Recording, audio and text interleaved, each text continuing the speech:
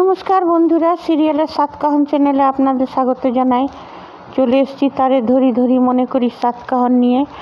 দেখা যাচ্ছে যে ওরা যখন এলো তো বলছে যে বিশাখাকে কোর্টে যেতে দিব না। গোরার মা বললো, মাম আপনি মানা করবেন না, ওদের শাস্তি পাওয়া দরকার। নিয়ে তারপরে তো ওর মা তারপর বললো যে দিয়া যাও, ওদেরকে সবাইকে মুক্ত করো। মম এটা তো মানবেন যে এই বাড়ি থেকেই সব খবরগুলো গেছে, তো এই বাড়ি থেকে কে খবর দিবে খোকন সাঁতরাকে? তা আমরা চলে যাওয়ার পরেও যখন খোকন সাঁতরা এসে পরে হাঙ্গামা করেছে, তো নিশ্চয়ই এই বাড়ি থেকে খবর গেছে, বাইরের লোক তার খবর দিবে না।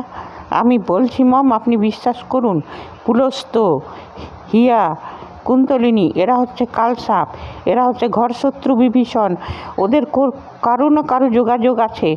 যদি খোকন সাঁতরার সাথে নাইও থাকে, নিশ্চয়ই ওর সাঙ্গ পাঙ্গ কারোর সঙ্গে তো পুরো পুলস্তর যোগাযোগ জরুর আছে। হ্যাঁ, এই সব কথা বুঝালো। তারপরে এলো, নিয়ে পরে বলছে আমি ওর ফোন চেক করে ওর ডিটেলস বার করব। নিয়ে ফোনটা নিল, পুলস্ত তো আরও চালাক। নিয়ে তারপর বলছে যে না জেঠিমা, আমার বিরুদ্ধে দেখো কেমন করছে দিতি আমাকে ঘরশত্রু বিভীষণ বলছে। জেঠিমা এটার আপনি কিছু প্রতিকার করুন। বলছে চুপ করো। নিয়ে তারপর দিদি বললো ফোনটা দিন। ফোনটা দিল, বলছে লক খুলুন। নিয়ে লক খুললো, আর তার আগেই মিটিয়ে দিয়েছে। নিয়ে পরে গোরার মা বলছে কিছু পেলে? তো বলছে না। হ্যাঁ, তখন বলছে ব্যাস আর এই সব নিয়ে কিছু বলা হবে না করে ওদের তো শাস্তিটা মুকুব হয়ে গেল তিনজনার। পুলস্ত গোরার মা আবার চোখে পট্টি পড়ে নিল। সে যাই হোক, নিয়ে বলছে যে তবে হ্যাঁ, এইখানে দিদির বলা উচিত ছিল, দিদির বাবা হচ্ছে একজন ইন্ডাস্ট্রিয়ালিস্ট, শিল্পপতি, ওনার তো অনেক বড় বড় পুলিশ মহলে সব জানাশোনা থাকবে। তো ওর পুলস্তর ফোনটাকে ট্যাগ করে কল রেকর্ড বার করে সব কিছু তথ্য বার করা কোনো অসম্ভব ছিল না। কেন জানি না মেকার্সদের মাথায় আসছে না, কিংবা সিরিয়ালটাকে আরও কি এই পুলস্তকেই মেন ভিলেন পুলস্ত, একেই সারা জীবন রাখতে হবে, ওই জন্য এরা অশান্তি করেই যাবে আর এদের শুনবে। তবে কিছু কখনো কখনো কমসে কম গোরার মায়ের চোখটা একটু খুলুক। নিয়ে সে যাই হোক, নিয়ে তারপরে দেখা গেল যে এলো ওই রক্তিম সাঁতরার মা আর ওর বোন বৃন্দা, যে অচিনকে এসে খবর দিয়েছিল। নিয়ে বলছে আপনারা? তখন বলছে হ্যাঁ। বলছে তোমরা? গোরার মা বলছে হ্যাঁ দিদি এলাম, আমি একটা কথা বলতে এলাম।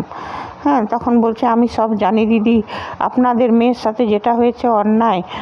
তবে হ্যাঁ, আপনার বউ তো ছেলেকে আমার পাঠিয়ে দিয়েছে থানায়, আমি এইটাই কেসটা তুলে নিন। তখন বলছে কেন কেসটা তুলবো কেন? হ্যাঁ, তখন বলছে না, তখন হয়তো আবার হঙ্গামা করবে রক্তিম, ওর বাবা হয়তো আরও কিছু বড় অনিষ্ট করে দেবে আপনারা বৈষ্ণব বাড়ি সাধন ভজন নিয়ে থাকেন, শ্রীকৃষ্ণের মন্দিরে, মহাপ্রভুর মন্দিরে, এমনি পাপ হবে, আমাদের পাপ লাগবে। তখন অদ্বিতীয়া বলে যে কাকিমা, এটা যদি আমাদের বাড়ির সাথে মেয়েদের সাথে না হয়ে অন্য কারোর সাথেও হতো, তবুও পাপ লাগতো, পাপটা তবুও লাগতো। আর আমাদের জন্য আপনি চিন্তা করবেন না, আমাদের মহাপ্রভু আছেন। গোরা বলল মহাপ্রভু সব সামলে নেবে, কেস তো আমরা তুলব না। নিয়ে বলছে না দেখো, ভেবে দেখো, ওর বাবা আরও ছেলেকে ওই অবস্থায় দেখে ওর বাবা আরও মারাত্মক হয়ে যাবে। তখন প্রথমে তো এদের কথা শুনতেই চাইছিল না।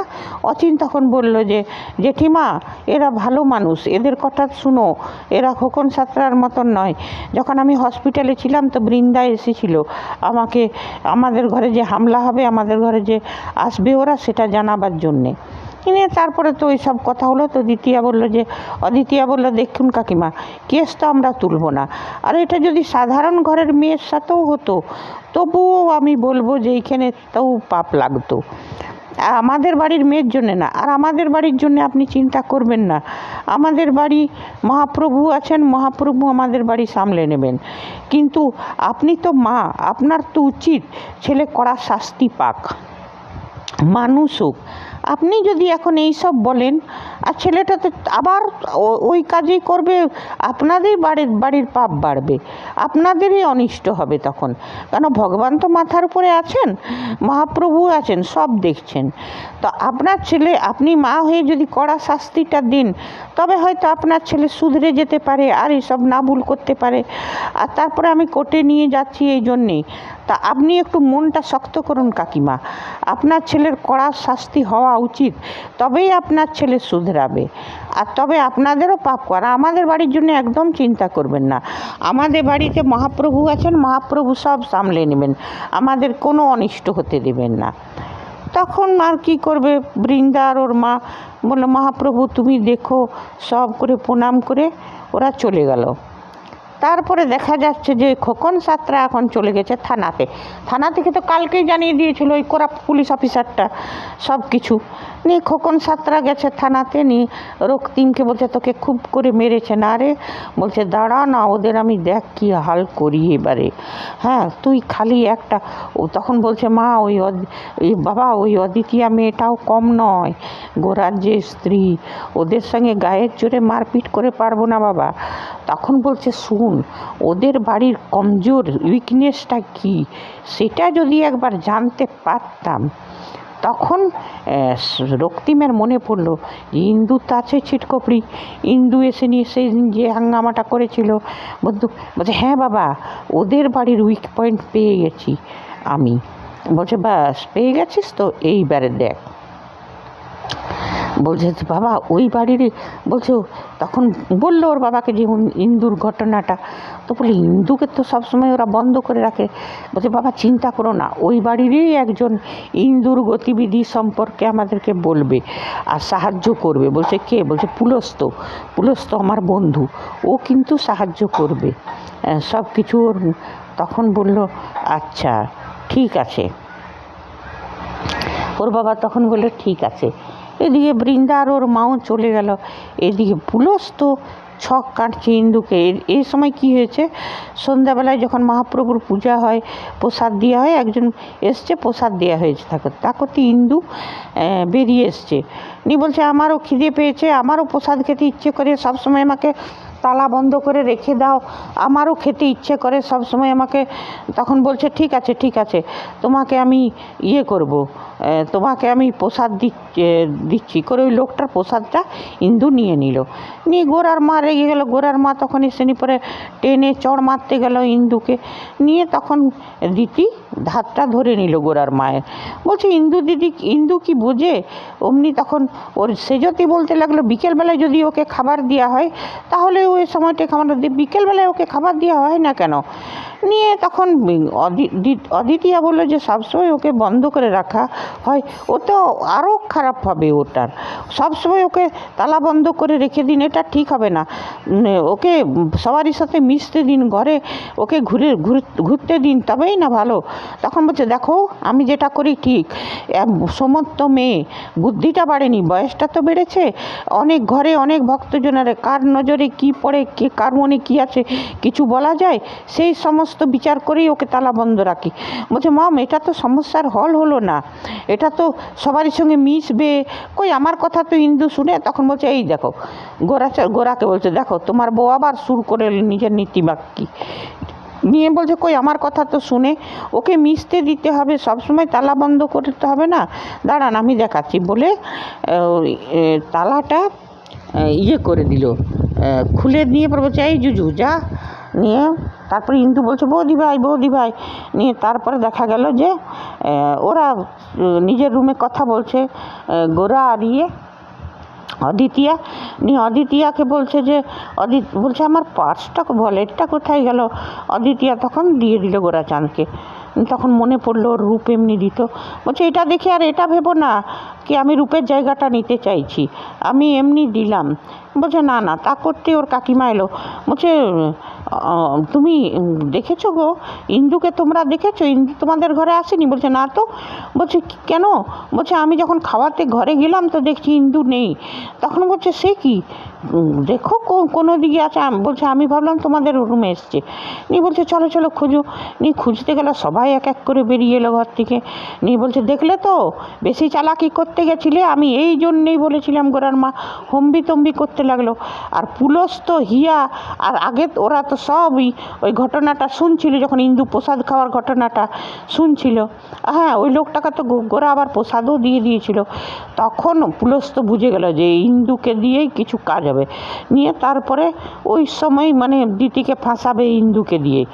নিয়ে পুলস্ত বলছে গোটাই খুঁজো, কোথাও তোমরা পাবে না ইন্দুকে আমি চালান করে দিয়েছি। নিয়ে এরা তো গোটাই খুঁজে বেড়াতে লাগলো। আর গোরার মা তো দিতিকে যেমন কথা শোনাতেই লাগলো। আজকে এতটাই দেখলাম।